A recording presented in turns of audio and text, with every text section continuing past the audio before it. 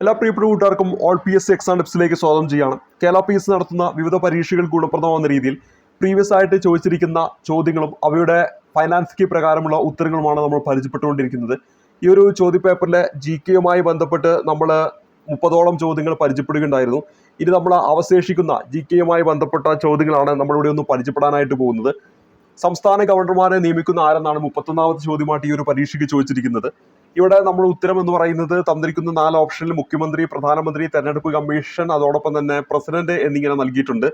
ഇവിടെ നമ്മൾ ഉത്തരമായിട്ട് വരേണ്ടത് ഓപ്ഷൻ ഡി ആണ്. പ്രസിഡന്റ് ആണ് സംസ്ഥാന ഗവർണറെ നിയമിക്കുന്നത്.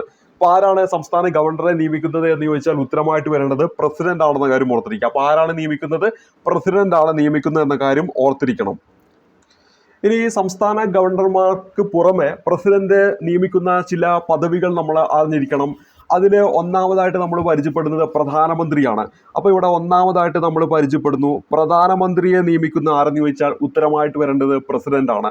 അതുപോലെ തന്നെ നമ്മുടെ കേന്ദ്രമന്ത്രിമാരെ, ക്യാബിനറ്റ് മിനിസ്റ്റർമാരെ നിയമിക്കുന്നത് ആരാണെന്ന് ചോദിച്ചാൽ അവിടെയും ഉത്തരമായിട്ട് വരേണ്ടത് നമ്മുടെ പ്രസിഡന്റ് ആണ്. അതേപോലെ തന്നെ അറ്റോർണി ജനറൽ ഉണ്ട്. അറ്റോർണി ജനറലിനെ നിയമിക്കുന്ന ആരെന്ന് ചോദിച്ചാൽ ഉത്തരമായിട്ട് വരേണ്ടത് പ്രസിഡന്റ് ആണ്. ഈ അറ്റോർണി ജനറലിന്റെ ശമ്പളം ഒക്കെ നിശ്ചയിക്കുന്നതും ആര് തന്നെയാണ്? നമ്മുടെ രാഷ്ട്രപതി തന്നെയാണെന്ന കാര്യം ഓർത്തിരിക്കുക. ഇനി അടുത്തതായിട്ട് നമ്മൾ പരിചയപ്പെടുന്ന നമ്മുടെ CAGയെ നിയമിക്കുന്നത് ആരാന്ന് ചോദിച്ചാൽ നമ്മുടെ പ്രസിഡന്റ് തന്നെയാണ്. അതുപോലെ തന്നെ നമ്മുടെ ഇലക്ഷൻ കമ്മീഷണർമാര്, ചീഫ് ഇലക്ഷൻ കമ്മീഷനും ഉണ്ട്, അതുപോലെ തന്നെ 2 ഇലക്ഷൻ കമ്മീഷണർമാരും ഉണ്ട്. അപ്പൊ ഈ 2 പേരെയും നിയമിക്കുന്ന ആര് തന്നെയാണ്? നമ്മുടെ പ്രസിഡന്റ് ആണെന്ന കാര്യം ഓർത്തിരിക്കുക. ഇതുപോലെ തന്നെ മറ്റൊന്നാണ് നമ്മുടെ UPSCയുടെ ചെയർമാനെ നിയമിക്കുന്ന ആര് തന്നെയാണ്? നമ്മുടെ പ്രസിഡന്റ് ആണെന്ന കാര്യം ഓർത്തിരിക്കുക. അതുപോലെ തന്നെ നമ്മളിപ്പോൾ പരിചയപ്പെട്ടു നമ്മുടെ സ്റ്റേറ്റ് ഗവർണർമാരെ നിയമിക്കുന്നത് ആരാണ്? നമ്മുടെ പ്രസിഡന്റ് ആണ്. അതേപോലെ തന്നെ നമ്മുടെ കേന്ദ്രഭരണ പ്രദേശത്തേക്ക് വരുമ്പോൾ, യൂണിയൻ ടെറിട്ടറിയിലേക്ക് വരുമ്പോൾ അവിടെ ആരുണ്ട്? അഡ്മിനിസ്ട്രേറ്റേഴ്സ്മാരുണ്ട്. അവരെ നിയമിക്കുന്നതും ആര് തന്നെയാണ്? നമ്മുടെ പ്രസിഡന്റ് തന്നെയാണെന്ന കാര്യം ഓർക്കുക. അപ്പൊ ഇവിടെ കേന്ദ്രഭരണ പ്രദേശങ്ങളിലെ അഡ്മിനിസ്ട്രേറ്റേഴ്സിനെ നിയമിക്കുന്ന ആരാണ്? നമ്മുടെ പ്രസിഡന്റ് ആണെന്ന കാര്യം ഈ ഒരു ചോദ്യവുമായി ബന്ധപ്പെടുത്തി ഓർത്തിരിക്കണം. അതുപോലെ തന്നെ നമ്മുടെ രാജ്യത്ത് ഫിനാൻസ് കമ്മീഷണർമാരെ നിയമിക്കുന്ന ആര് തന്നെയാണ്? നമ്മുടെ പ്രസിഡന്റ് ആണെന്ന കാര്യം ഓർത്തിരിക്കണം. നമ്മുടെ സുപ്രീം കോടതിയിലെ ജഡ്ജിമാരെയും സുപ്രീം കോടതി ചീഫ് ജസ്റ്റിസിനെയും ഒക്കെ നിയമിക്കുന്നത്, സുപ്രീം കോടതി ചീഫ് ജസ്റ്റിസ് അതുപോലെ തന്നെ ജഡ്ജിമാരെ ഇവരെയൊക്കെ നിയമിക്കുന്ന ആര് തന്നെയാണ്? നമ്മുടെ പ്രസിഡന്റ് ആണെന്ന കാര്യം ഓർക്കുക. അതുപോലെ തന്നെ നമുക്ക് കരസേനയുണ്ട്, അതേപോലെ തന്നെ വ്യോമസേനയുണ്ട്, അതേപോലെ തന്നെ നമുക്ക് നാവികസേനയുണ്ട്.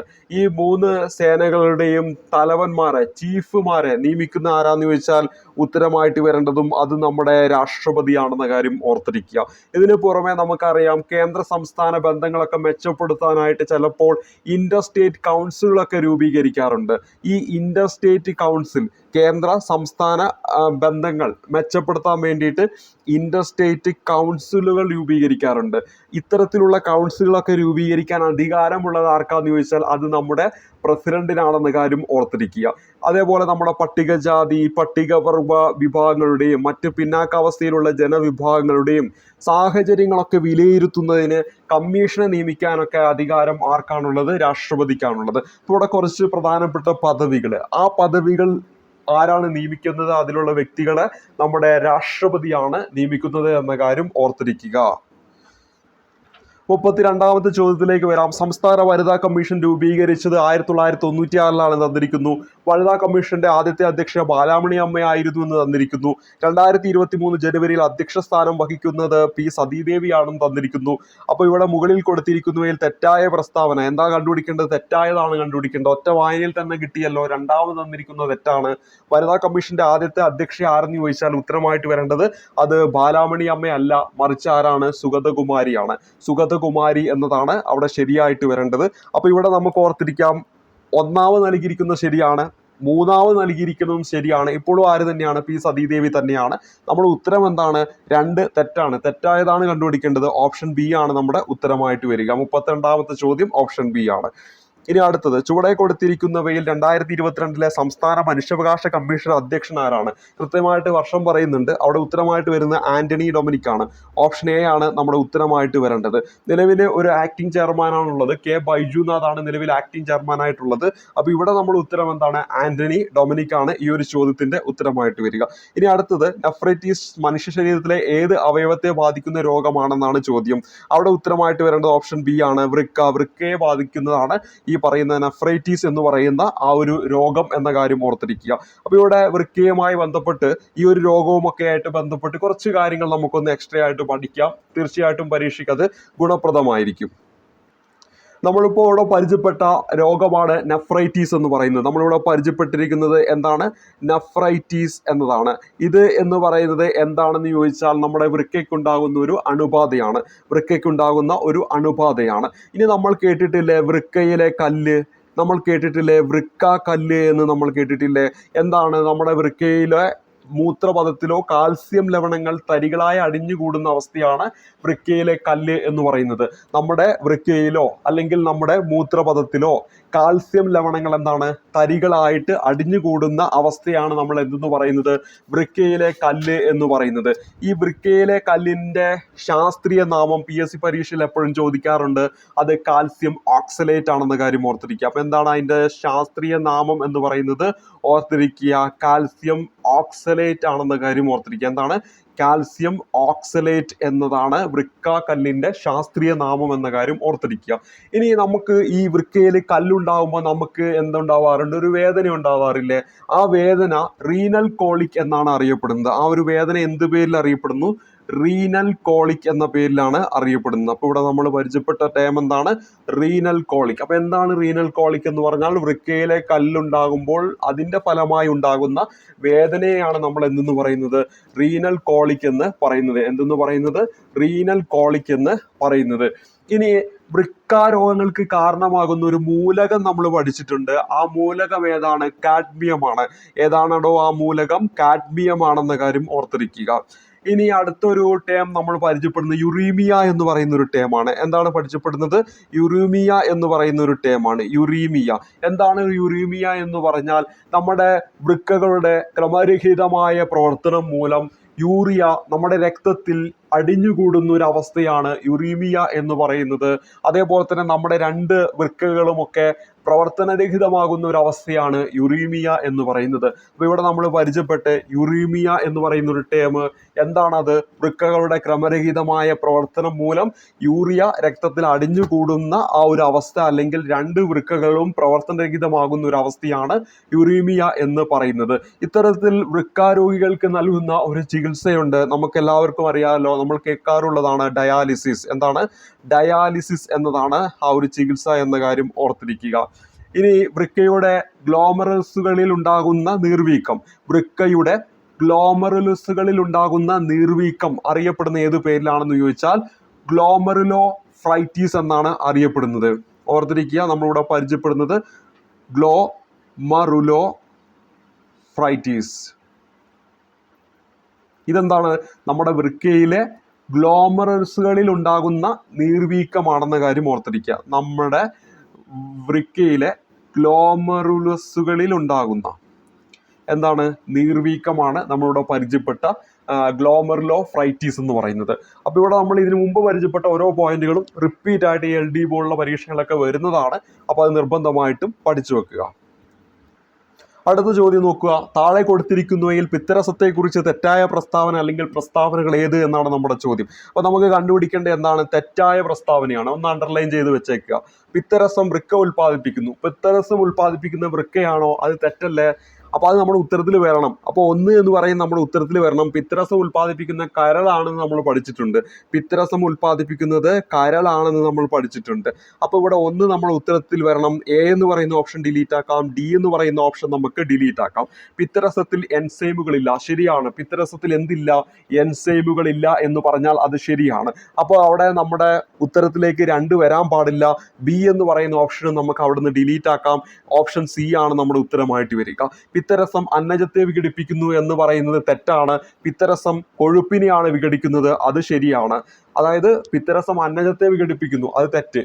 ശരിക്കും എന്താണ് വരേണ്ടത്? കൊഴുപ്പെന്നാണ് വരേണ്ടത്. ഇനി പിത്തരസം ഭക്ഷണത്തെ ക്ഷാരഗുണമുള്ളതാക്കുന്നു, അത് ശരിയാണ്. അപ്പോൾ ഇവിടെ തന്നിരിക്കുന്നത് തെറ്റാണ് കണ്ടുപിടിക്കേണ്ടത്. തെറ്റായിട്ട് വരുന്ന 1ഉം 3ഉമാണ്. പിത്തരസം വൃക്കയെ ഉൽപ്പാദിപ്പിക്കുന്നു എന്ന് പറയുന്നത് തെറ്റ്. പിത്തരസം കരളാണ് ഉൽപ്പാദിപ്പിക്കുന്നത്. പിത്തരസത്തിൽ എൻസൈമുകളില്ല എന്ന് പറയുന്നത് ശരി. പിത്തരസം അന്നജത്തെ വിഘടിപ്പിക്കുന്നു, തെറ്റ്. പിത്തരസം ഭക്ഷണത്തെ ക്ഷാരഗുണമുള്ളതാക്കുന്നു എന്ന് പറയുന്നത് എന്താണ്? ശരിയാണ്. ഈ പിത്തരസവുമായി ബന്ധപ്പെട്ട് ഇനിയൊരു പോയിന്റ് ഓർത്തിരിക്കുക. നമ്മുടെ ഈ കൊഴുപ്പുണ്ടല്ലോ, ആ കൊഴുപ്പിനെ ചെറു കണികകളാക്കുകയും അതുപോലെ തന്നെ ഭക്ഷണത്തെ ക്ഷാരഗുണമുള്ളതാക്കുകയും ഒക്കെ ചെയ്തിട്ട് എന്തിനു സഹായിക്കുന്നുണ്ടോ? നമ്മുടെ ദഹനത്തെ സഹായിക്കുന്നു. നമ്മൾ കഴിക്കുന്ന ഭക്ഷണത്തിലുള്ള കൊഴുപ്പ് ആ കൊഴുപ്പിനെ ദഹിപ്പിക്കുന്നതിൽ അല്ലെങ്കിൽ നമ്മുടെ ദഹനത്തിന് എന്ത് സഹായിക്കുന്നുണ്ട്? നമ്മുടെ പിത്തരസം സഹായിക്കുന്നുണ്ട്. ഇനി നമ്മൾ പഠിക്കാറുള്ളതും PSC പരീക്ഷയിൽ എപ്പോഴും ചോദിക്കാറുള്ളതുമാണ് ഈ പിത്തരസം സംഭരിക്കുന്നത് എവിടെയാണോ? പിത്തരസം കരൾ ഉൽപ്പാദിപ്പിക്കുന്നു, അത് സംഭരിക്കുന്നത് എവിടെയാണെന്ന് ചോദിച്ചാൽ പിത്താശയത്തിലാണ്. എവിടെയാണ്? പിത്താശയത്തിലാണ്. എവിടെയാണ്? പിത്താശയത്തിലാണ്. ഇനി മൂന്നാമതായിട്ട് ഓർത്തിരിക്കേണ്ട വളരെ ഇമ്പോർട്ടൻ്റ് ആയിട്ടുള്ള 2 ടേമുകൾ ഞാനിവിടെ പരിചയപ്പെടുത്തുകയാണ്. ഈ പിത്തരസത്തിൽ എൻസൈമുകളില്ല എന്ന് പറഞ്ഞു. പക്ഷേ ഈ പിത്തരസത്തിൽ എന്ത് കാണപ്പെടുന്നുണ്ടോ? ഒരു വർണ്ണവസ്തുക്കൾ കാണപ്പെടുന്നുണ്ട്. 2 പേരുകൾ നിങ്ങൾ കേട്ടിട്ടുണ്ടാവില്ലേ? ബില്ലി റൂബിനും അതോടൊപ്പം തന്നെ ബില്ലി വെർഡിനും. അപ്പോൾ നമ്മളിവിടെ പരിചയപ്പെട്ടിരിക്കുന്ന പേര് ഓർത്തിരിക്കുക, ബില്ലി റൂബിൻ. ഇതൊക്കെ PSC റിപ്പീറ്റ് ആയിട്ട് ചോദിക്കുന്നതാണ്, ഓർത്തു വെക്കണം. ബില്ലി റൂബിനും ഉണ്ട്, അതുപോലെ തന്നെ ബില്ലി വെർഡിനും ഉണ്ട്. ബില്ലി റൂബിനും ഉണ്ട്, ബില്ലി വെർഡിനും ഉണ്ട്. അപ്പോൾ ഈ ഒരു ചോദ്യവുമായി ബന്ധപ്പെട്ട് PSC ഒക്കെ റിപ്പീറ്റ് ആയി ചോദിക്കുന്ന കുറച്ച് പോയിന്റുകൾ കൂടി നമുക്കിവിടെ ലഭിച്ചിട്ടുണ്ട്. എല്ലാം മനസ്സിലായി എന്ന് വിചാരിക്കുന്നു. ഇനി അടുത്ത ചോദ്യത്തിലേക്ക് വരാം. നമ്മുടെ അടുത്ത ചോദ്യം എന്ന് പറയുന്നത് വിറ്റാമിൻ എയുടെ തുടർച്ചയായ അഭാവം മൂലം, പ്രത്യേകം ശ്രദ്ധിക്കുക, കോർണിയ അധാര്യമായി തീരുന്ന അവസ്ഥയാണ് നമുക്കിവിടെ കണ്ടുപിടിക്കേണ്ടത്. ഓപ്ഷൻ എ നിശാന്തതയുണ്ട്, ഓപ്ഷൻ ബിയിൽ ഗ്ലോക്കോമയുണ്ട്, ഓപ്ഷൻ സിയിൽ തിമിരമുണ്ട്, ഓപ്ഷൻ ഡിയിൽ എന്താണ്? സിറോഫ്താൽമിയുണ്ട്. അപ്പോൾ ഇവിടെ നമ്മൾ ഉത്തരം എന്ന് പറയുന്നത് ഓപ്ഷൻ ഡി ആണ്, സിറോഫ്താൽമിയാണ് ഉത്തരമായിട്ട് വരേണ്ടത്. അപ്പോൾ വിറ്റാമിൻ എയുടെ അപര്യാപ്തത മൂലം ഉണ്ടാകുന്ന ഒരു രോഗമാണ് സിറോഫ്താൽമി എന്ന് പറയുന്നത്. ആ രോഗം എന്ന് പറയുന്നത് നമ്മുടെ കോർണിയ എന്തായിട്ട് പോകുന്നു? അധാര്യമായിട്ട് മാറുന്നു. അതേപോലെ തന്നെ നമ്മുടെ ഓപ്ഷൻ എയിൽ തന്നിരിക്കുന്ന നിശാന്തതയും എന്ത് തന്നെയാണ്? നമ്മുടെ വിറ്റാമിൻ എയുടെ അപര്യാപ്തത മൂലം ഉണ്ടാകുന്ന രോഗമാണ്. മാലക്കണ്ണ് എന്നറിയപ്പെടുന്ന നിശാന്തത, നൈറ്റ് ബ്ലൈൻഡ്നെസ് എന്നറിയപ്പെടുന്ന നിശാന്തത എന്താണ്? വിറ്റാമിൻ എയുടെ അപര്യാപ്തത മൂലം ഉണ്ടാകുന്ന ഒരു രോഗം തന്നെയാണ് നിശാന്തത എന്ന് പറയുന്നത്. ഈ വിറ്റാമിൻ എനെ നമുക്ക് A1 എന്നും അതുപോലെ തന്നെ A2 എന്നും നമുക്ക് പറയാൻ പറ്റും. അതിൽ വിറ്റാമിൻ A1ന്റെ അപര്യാപ്തതയാണ് നിശാന്തതയ്ക്ക് കാരണം, A2ന്റെ അപര്യാപ്തതയാണ് ഈ പറയുന്ന സിറോഫ്താൽമിയയ്ക്ക് കാരണം എന്ന കാര്യം ഓർക്കുക. പക്ഷെ ഒരു LD ലെവൽ പരീക്ഷയിൽ നിങ്ങൾ എന്തോർത്ത് വെച്ചാൽ മതി? വിറ്റാമിൻ A എന്ന് ഓർത്ത് വെച്ചാൽ മതി. ഇനി എങ്ങാനും ചോദിച്ചാൽ A1ന്റെ അപര്യാപ്തത നിശാന്തത, A2ന്റെ അപര്യാപ്തതയാണ് എന്തെന്ന് പറയുന്നത്? സിറോഫ്താൽമിയ എന്ന് പറയുന്നത്. അപ്പോൾ ഇത്തരത്തിൽ PSC പരീക്ഷയിലൊക്കെ എപ്പോഴും ചോദിക്കാറുള്ള ഈ വിറ്റാമിനുമായി ബന്ധപ്പെട്ട് അതിൻ്റെ ഈ അപര്യാപ്തത മൂലം ഉണ്ടാകുന്ന കുറച്ച് രോഗങ്ങൾ കൂടി ഈ ഒരു ചോദ്യവുമായി ബന്ധപ്പെടുത്തി നമുക്കൊന്ന് പഠിച്ചു വെക്കാം.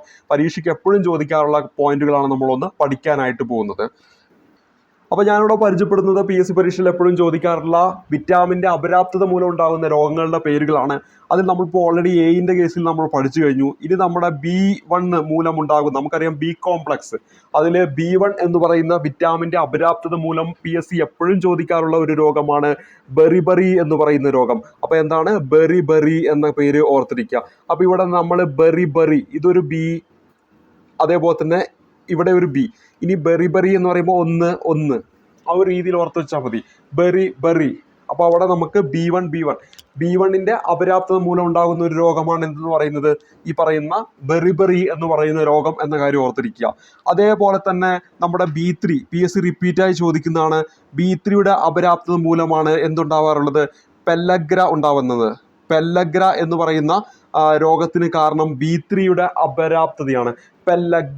B3യുടെ അപര്യാപ്തത, B3യുടെ അപര്യാപ്തത മൂലം ഉണ്ടാകുന്ന രോഗമാണ് എന്ത്? പെല്ലഗ്ര എന്ന് പറയുന്ന രോഗം. ഇനി അടുത്തത് നമ്മളിവിടെ പരിചയപ്പെടുന്നത് ഈ വിറ്റാമിൻ സിയുടെ അപര്യാപ്തത മൂലം ഉണ്ടാകുന്ന ഒരു രോഗമുണ്ട്. അതാണ് സ്കർവി എന്ന് പറയുന്ന രോഗം. ഇതും PSC പരീക്ഷയിൽ എപ്പോഴും ചോദിക്കാറുള്ള ഒരു രോഗമാണ്, സ്കർവി എന്ന് പറയുന്ന രോഗം. ഇനി വിറ്റാമിൻ ഡിയുടെ അപര്യാപ്തത മൂലം ഉണ്ടാകുന്ന ഒരു രോഗമാണ് റിക്കറ്റ്സ് അല്ലെങ്കിൽ കണ എന്ന് പറയുന്ന രോഗം.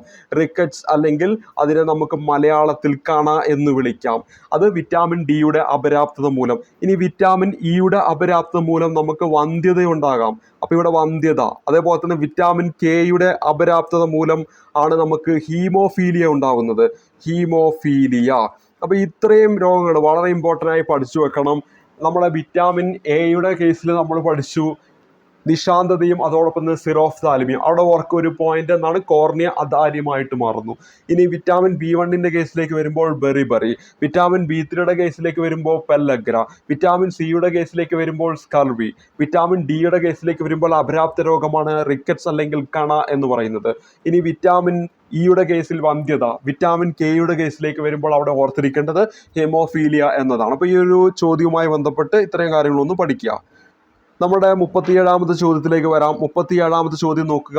ലോക പ്രമേഹ ദിനമായി ആചരിക്കുന്നത്, ലോക പ്രമേഹ ദിനമാണ്. നമ്മളെ ലോക പ്രമേഹ ദിനം എന്നാന്ന് ചോദിച്ചാൽ ഉത്തരമായിട്ട് വരേണ്ടത് ഇവിടെ ഓപ്ഷൻ എ ആണ്, നവംബർ 14 നവംബർ 14 ലോക പ്രമേഹ ദിനം. ഇപ്പൊ 2006 മുതലാണ് നവംബർ 14 UN ദിനമായിട്ട് ഈ പറയുന്ന പ്രമേഹവുമായി ബന്ധപ്പെട്ടിട്ട് ആചരിക്കുന്നത് എന്ന കാര്യം ഓർത്തിരിക്കുക. ഇവിടെ നമ്മൾ പരിചയപ്പെട്ടിരിക്കുന്നത് ലോക പ്രമേഹ ദിനമാണ്. ലോക പ്രമേഹ ദിനം എന്നാന്ന് ചോദിച്ചാൽ അവിടെ ഉത്തരമായിട്ട് വരേണ്ടത് നവംബർ 14. ഇനി നീലവൃത്തമാണ്, ഓർത്തിരിക്കുക, നീലവൃത്തമാണ്, നീലവൃത്തമാണ് എന്ത്, ലോക പ്രമേഹ ദിനത്തിന്റെ ലോഗോ എന്ന് പറയുന്നത്. ലോക പ്രമേഹ ദിനത്തിന്റെ ലോഗോ എന്ന് പറയുന്നത് എന്താണ്, നീലവൃത്തമാണെന്ന കാര്യം കൂടി ഓർത്തിരിക്കുക. ഇനി ഇത്തരത്തിൽ കുറച്ച് ദിനങ്ങൾ PSC എപ്പോഴും ചോദിക്കാറുള്ള കുറച്ച് ദിനങ്ങൾ കൂടി നമുക്കൊന്ന് പഠിക്കാം ഈ ഒരു ചോദ്യവുമായി ബന്ധപ്പെടുത്തിയിട്ട്. അപ്പൊ നമ്മളിവിടെ പരിചയപ്പെടുന്നു, നവംബർ 14 ഓൾറെഡി പരിചയപ്പെട്ടു, എന്തുവാണോ ലോക പ്രമേഹ ദിനമാണ്. അതേപോലെ നമ്മൾ പഠിക്കുന്നു മറ്റൊന്നാണ് ക്യാൻസർ ദിനം. ക്യാൻസർ ദിനം എന്നാന്ന് ചോദിച്ചാൽ ഉത്തരമായിട്ട് വരേണ്ടത് ഫെബ്രുവരി 4 എന്നാണ്.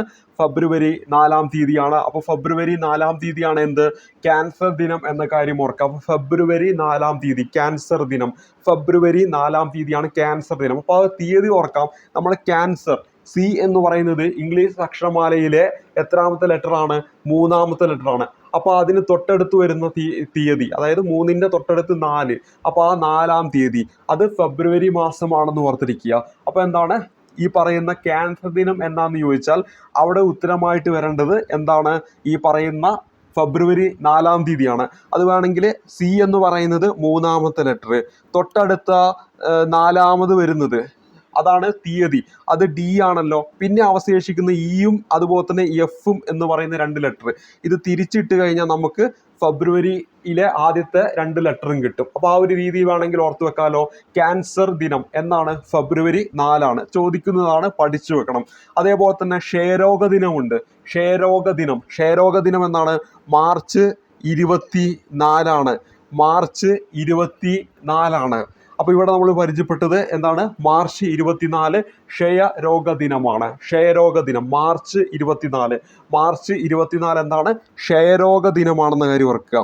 ക്ഷയരോഗ ദിനമാണ് എന്തെന്ന് പറയുന്നത് മാർച്ച് 24. അപ്പോൾ മാർച്ച് 24 ഏത് ദിവസമാണെന്ന് ചോദിച്ചാൽ ഉത്തരമായിട്ട് വരേണ്ടത് ക്ഷയരോഗ ദിനമാണ്. ഏത് ദിവസമാണ്, ക്ഷയരോഗ ദിനമാണെന്ന കാര്യം ഓർത്തിരിക്കുക. അത് ഏത് ദിവസമാണ്, മാർച്ച് 24 മാർച്ച് 24. നമ്മൾ പഠിക്കാറുണ്ട്, വനജയുടെ കാലിൽ ക്ഷയം എന്ന് പഠിക്കാറുണ്ട് അല്ലേ. ആ ഒരു ഇതിൽ വരുന്നതാണ് ഈ പറയുന്ന എന്താണ്, മാർച്ച് 24 ക്ഷയരോഗ ദിനം. നമ്മൾ അങ്ങനെ ഒരു കോഡ് യൂസ് ചെയ്യാറുണ്ട്, വനദിനം, കാലാവസ്ഥ ദിനം എന്നൊക്കെ പറഞ്ഞിട്ട് നമ്മൾ പഠിക്കാറുണ്ട്. മാർച്ച് 22, 23, 24 ആ ഓർഡറിൽ പഠിക്കാറുണ്ട്. അപ്പോൾ ഇവിടെ നമ്മുടെ ഉത്തരം എന്താണ്, മാർച്ച് 24 ക്ഷയരോഗ ദിനമാണ്. അതേപോലെ തന്നെ വളരെ ഇമ്പോർട്ടൻ്റ് ഒന്നാണ് പാർക്കിൻസൺസ് ദിനം. എന്താണ് നമ്മളിവിടെ പരിചയപ്പെടുത്തുന്നത്, പാർക്കിൻസൺസ് ദിനം. ഇതൊക്കെ PSC എത്രയോ തവണ റിപ്പീറ്റ് ആയിട്ട് ചോദിച്ചുകൊണ്ടിരിക്കുന്നതാണ്. പാർക്കിൻസൺസ് ദിനം എന്ന് പറയുന്നത് ഏപ്രിൽ മാസം 11-ാം തീയതിയാണ്. നമ്മൾ ഓർക്കുക, പാർക്ക് എന്ന് പറയുമ്പോൾ നമ്മളിപ്പോൾ ഒരു വണ്ടിയൊക്കെ പാർക്ക് ചെയ്യാൻ പോവുകയാണെങ്കിൽ 2 ലൈൻ ഇങ്ങനെ വെച്ചിട്ടുണ്ടാവും അല്ലേ. നമ്മൾ ഈ ഫ്ലാറ്റുകളിലൊക്കെ ചെന്നിട്ടുണ്ടെങ്കിൽ നിങ്ങൾക്ക് മനസ്സിലാക്കാൻ പറ്റും, ഓരോ ഫ്ലാറ്റുകാർക്കും പാർക്ക് ചെയ്യാൻ വേണ്ടിയിട്ട് അവർക്ക് ഒരു അലോട്ട് ചെയ്ത സ്പേസ് ഉണ്ട്, അവിടെ ഇങ്ങനെ ലൈൻ വരച്ചിട്ടുണ്ടോ, അതിനുള്ളിലായിരിക്കും നമ്മൾ പാർക്ക് ചെയ്യുക. അപ്പോൾ ആ ലൈൻ ഓർത്ത് വെച്ചാൽ നമുക്ക് പാർക്ക് ചെയ്യാൻ പോവാണ് വണ്ടി. അപ്പോൾ നമുക്ക് ആ ഒരു രീതിയിൽ എന്താണ്, 11 എന്ന് പറയുന്ന തീയതി നമുക്ക് കിട്ടും. അപ്പോൾ ആ ഏപ്രിലിന്റെ അവസാനം കണ്ട ഇവിടെ ഒരു 11 ഉണ്ട്, ഇവിടെ ഒരു 11 ഉണ്ട്. ആ ഒരു രീതി വേണമെങ്കിൽ കണക്ട് ചെയ്ത് വെക്കാം. വേറെ അങ്ങനെ വരുന്ന മാസങ്ങളില്ലല്ലോ. അപ്പോൾ ഏപ്രിൽ 11 പാർക്കിൻസൺസ് ദിനം, ഏപ്രിൽ 11 പാർക്കിൻസൺസ് ദിനം. അപ്പം ഞാൻ ഓർത്ത് വെക്കുന്ന ചെറിയ ചെറിയ ടിപ്പുകളാണ് പറയുന്നത്. അത് ചിലപ്പോൾ നിങ്ങൾക്ക് കേൾക്കുമ്പോൾ പൊട്ടത്തരായിട്ട് തോന്നും, പക്ഷേ നിങ്ങളായ രീതിയിൽ എന്ത് ചെയ്യുക, ഓർത്ത് വെക്കുക. പക്ഷെ എല്ലാം ഇങ്ങനെ എന്താണ് കാണാപ്പാഠം പഠിക്കാൻ പറ്റാത്തതുകൊണ്ട് എന്തെങ്കിലുമൊക്കെ ചെറിയ ചെറിയ ടിപ്പുകൾ ഓർത്ത് വെക്കും. അപ്പോൾ പരീക്ഷയുടെ സമയത്ത് ഓപ്ഷനിൽ നോക്കിയിട്ട് ചെയ്യാൻ പറ്റുന്നുണ്ടായിരുന്നു. അതുകൊണ്ടാണ് അതൊന്ന് ഷെയർ ചെയ്ത് തന്നത്. നിങ്ങൾക്ക് എളുപ്പമാണെങ്കിൽ അത് ഫോളോ ചെയ്യാം, ഇല്ലെങ്കിൽ എന്ത് ചെയ്യുക, സ്വയം നിങ്ങളിത് പഠിച്ചു വെക്കുക.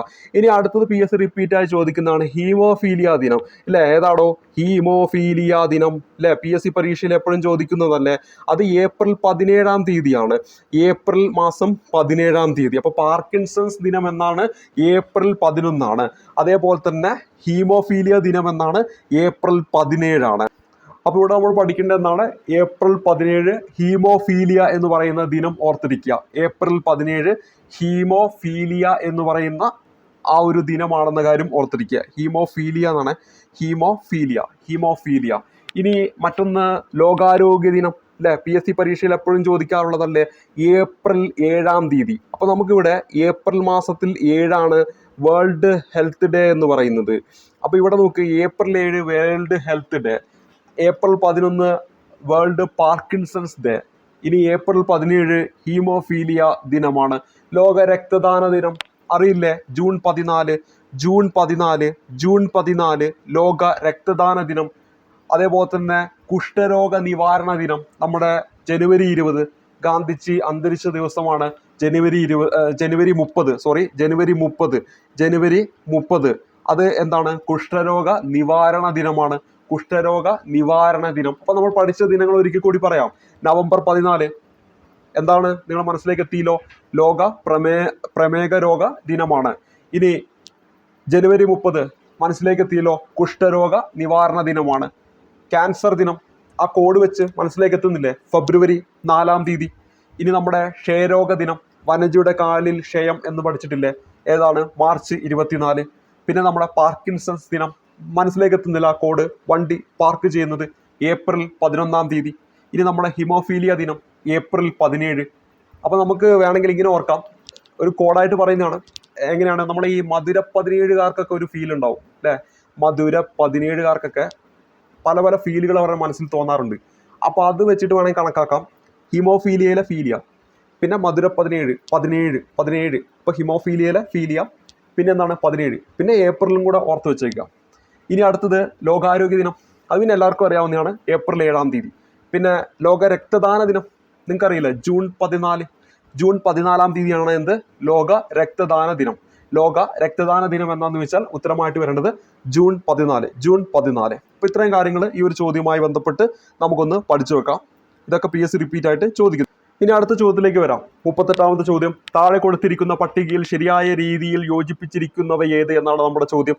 പൈനിയൽ ഗ്രന്ഥി മെലാട്രോണിൻ എന്ന് കൊടുത്തിരിക്കുന്നു, തൈറോയ്ഡ് ഗ്രന്ഥി ഇൻസുലിൻ എന്ന് കൊടുത്തിരിക്കുന്നു, അഗ്നേയ ഗ്രന്ഥി തൈമോസിൻ എന്ന് കൊടുത്തിരിക്കുന്നു, അഡ്രിനാൽ ഗ്രന്ഥി കോർട്ടിസോൾ എന്ന് കൊടുത്തിരിക്കുന്നു. അപ്പോൾ ഇവിടെ നോക്കുക, ഇവിടെ ശരിയായ രീതിയിൽ യോജിപ്പിച്ചിരിക്കുന്നവയാണ് കണ്ടുപിടിക്കേണ്ടത്. അപ്പോൾ ഈ വായിക്കുന്നതിന് മുമ്പ് ഇത് വായിക്കുന്ന സമയത്ത് ഇതൊന്ന് അണ്ടർലൈൻ ചെയ്ത് വെക്കണം കേട്ടോ. അപ്പോൾ ഇവിടെ 1ാമത് കൊടുത്തിരിക്കുന്നു, 2ാമത് കൊടുത്തിരിക്കുന്നു, 3ാമത് കൊടുത്തിരിക്കുന്നു, 4ാമത് കൊടുത്തിരിക്കുന്നു. അതിൽ ശരിയായിട്ട് വരുന്ന 1ഉം 4ഉം മാത്രമാണ്. അതായത് പൈനിയൽ ഗ്രന്ഥി മെലാറ്റോണിൻ, പൈനിയൽ ഗ്രന്ഥി അവ ഉൽപ്പാദിപ്പിക്കുന്ന ഒരു ഹോർമോണാണ് എന്ത്, മെലാറ്റോണിൻ, സെറോട്ടോണിൻ എന്നൊക്കെ കേട്ടിട്ടില്ലേ. അപ്പോൾ പൈനിയൽ ഗ്രന്ഥിയുമായി ബന്ധപ്പെട്ട് ഒരെണ്ണം കൂടെ പഠിച്ചു വെച്ചോ, സെറാട്ടോണിൻ. അപ്പോൾ എന്താണ്, സെറോട്ടോണിൻ. അപ്പോൾ നമ്മൾ പരിചയപ്പെട്ടു പൈനിയൽ ഗ്രന്ഥി, മെലാറ്റോണിനും ഉണ്ട് സെറോട്ടോണിനും ഉണ്ട്. എന്താണ്, പൈനിയൽ ഗ്രന്ഥി. ഇനി നോക്കുക, ഇവിടെ ശരിയായിട്ട് ഇനി പറയുന്ന 4ാമത് തന്നിരിക്കുന്ന അഡ്രിനാൽ ഗ്രന്ഥി ഉൽപ്പാദിപ്പിക്കുന്നതാണ് എന്ത്, കോർട്ടിസോൾ എന്ന് പറയുന്നത്. അതും എന്ത് തന്നെയാണ്, ശരിയാണ്. അഡ്രിനാൽ ഗ്രന്ഥി ഉൽപ്പാദിപ്പിക്കുന്നതാണ് എന്ത്, കോർട്ടിസോൾ എന്ന് പറയുന്നത്. അപ്പോൾ ഇവിടെ തന്നിരിക്കുന്ന അഡ്രിനാൽ ഗ്രന്ഥിയുമായി ബന്ധപ്പെട്ട് എന്താണ്, കോർട്ടിസോൾ എന്ന് പറയുന്നത് എന്താണ്, ശരിയാണ്. അഡ്രിനൽ ഗ്രന്ഥി 4ാമത് തന്നിരിക്കുന്ന കോർട്ടിസോൾ, അതെന്താണ്, ശരിയാണ്. അതുമായി ബന്ധപ്പെട്ടതാണ് എന്തെന്ന് പറയുന്നത്, കോർട്ടിസോൾ എന്ന് പറയുന്നത്. ഇനി തൈറോയ്ഡ് ഗ്രന്ഥി, അപ്പോൾ ഇവിടെ 1ഉം 4ഉം ആണ് ശരി, ഓപ്ഷൻ സി ആണ് നമ്മുടെ ഉത്തരമായിട്ട് വരിക. ഇനി തൈറോയ്ഡ് ഗ്രന്ഥി നമുക്കറിയാലോ, തൈറോക്സിനും ഉണ്ട് കാൽസിറ്റോണിനും ഉണ്ട്. അപ്പോൾ തൈറോയ്ഡ് തൈറോക്സിൻ, പിന്നെ കാൽസിറ്റോസിൻ, എന്താണ്, കാൽസിറ്റോണിൻ. അപ്പോൾ ഇവിടെ നമുക്ക് ഒന്നും കൂടെ അത് ഒരുമിച്ചൊന്ന് പഠിക്കും. അപ്പോൾ ഞാനിവിടെ പറയാൻ പോകുന്നത് പരീക്ഷയ്ക്കൊക്കെ ചോദിക്കുന്ന ചില ഗ്രന്ഥികൾ, അവ ഉൽപ്പാദിപ്പിക്കുന്ന ഹോർമോണുകളാണ്. അതിലാദ്യം ഞാൻ പഠിപ്പിക്കുന്നത് പൈനിയൽ ഗ്രന്ഥി. അപ്പോൾ ഈ പൈനിയൽ ഗ്രന്ഥിയുമായി ബന്ധപ്പെട്ട് രണ്ട് പേരുകൾ, രണ്ട് ഹോർമോണിൻ്റെ പേരുകൾ. ഒന്ന് മെലാറ്റോണിൻ. അപ്പോൾ ഒന്നാമത്തെ പേര് ഓർത്ത് വെച്ചോ, മെലാറ്റോണിൻ. ഒന്നാമത്തെ പേര് ഓർത്ത് വെച്ചോ, മെലാറ്റോണിൻ. ഇനി രണ്ടാമത്തെ പേരെന്താണ്? സെറോട്ടോണിൻ. രണ്ടാമത്തെ പേരെന്താണ്? സെറോട്ടോണിൻ. സെറോട്ടോണിൻ. അപ്പോൾ ഇവിടെ നമ്മൾ പരിചയപ്പെട്ടത് പൈനിയൽ ഗ്രന്ഥി, പൈനിയൽ ഗ്രന്ഥി, മെലാറ്റോണിൻ, സെറോട്ടോണിൻ. പൈനിയൽ ഗ്രന്ഥി, മെലാറ്റോണിൻ, സെറോട്ടോണിൻ. ഈ രണ്ട് പേരുകൾ ഓർത്തിരിക്കുക. ഇനി നമ്മുടെ അടുത്ത് തൈറോയിഡ് ഗ്രന്ഥി, തൈറോയിഡ് ഗ്രന്ഥി. അപ്പോൾ അടുത്തായിട്ട് നമ്മൾ പരിചയപ്പെടുന്നത് തൈറോയിഡ് ഗ്രന്ഥി ഉൽപ്പാദിപ്പിക്കുന്ന ഹോർമോണുകളാണ്. അതിലൊന്ന് തൈറോക്സിൻ. ഒന്നാമത്തെ പേര് ഓർത്തിരിക്കുക, തൈറോക്സിൻ. എന്താണ്? തൈറോക്സിൻ. ഒന്നാമത്തെ പേര് പരിചയപ്പെട്ടു, തൈറോക്സിൻ. രണ്ടാമത്തെ പേര് പരിചയപ്പെടുന്നത് കാൽസിറ്റോണിൻ. ഇതൊക്കെ രണ്ടും PSC റിപ്പീറ്റ് ആണ്. കാൽസിറ്റോണിൻ, കാൽസിറ്റോണിൻ എന്ന കാര്യം ഓർത്തിരിക്കുക. ഇനി മൂന്നാമത് പരിചയപ്പെടുന്ന തൈമസ് ഗ്രന്ഥി, തൈമസ് ഗ്രന്ഥി. അപ്പം നമ്മൾ മൂന്നാമത് പരിചയപ്പെടുന്ന എന്താണ്? തൈമസ് ഗ്രന്ഥി. അവ ഉൽപ്പാദിപ്പിക്കുന്നു തൈമോസിൻ. പേരിൽ നിന്ന് തന്നെ കിട്ടും, തൈമോസിൻ, തൈമോസിൻ. അപ്പോൾ തൈമോസിൻ, തൈമസ് ഗ്രന്ഥി. അപ്പോൾ ഇവിടെ തൈമസ് ഗ്രന്ഥി എന്താണ്? തൈമോസിൻ. ഇനി അടുത്തത് നമ്മൾ പരിചയപ്പെടുന്ന അഡ്രിനാൽ ഗ്രന്ഥി. അടുത്ത PSC റിപ്പീറ്റായി ചോദിക്കുന്ന ഒന്നാണ് അഡ്രിനാൽ ഗ്രന്ഥി. അഡ്രിനാൽ ഗ്രന്ഥി.